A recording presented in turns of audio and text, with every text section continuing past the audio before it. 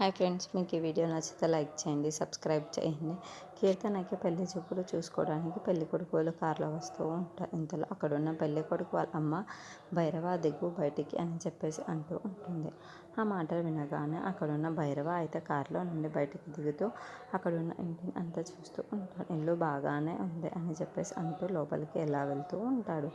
ఇంతలో అక్కడున్న వాళ్ళ అమ్మ నాన్న వాళ్ళు కూడా ఇది చాలా బాగున్నట్టుందిగా అని చెప్పేసి అనుకుంటూ కేశవ వాళ్ళ ఇంటికి వెళ్తూ ఉంటారు. ఇంతలో అక్కడున్న కీర్తన మాత్రం గౌతమ్ని తలుచుకుంటూ చాలా బాధపడుతూ అక్కడున్న గౌతమ్కి ఒక టెక్స్ట్ మెసేజ్ పెడుతూ ఉంటుంది. నాకు ఈ పెళ్ళి జరిగినా సరే నేను పెళ్లి కొడుకుని పెళ్లి చేసుకోను గౌతమ్, నాకు నువ్వంటేనే ఇష్టం అని చెప్పేసి అంటూ ఉంటుంది.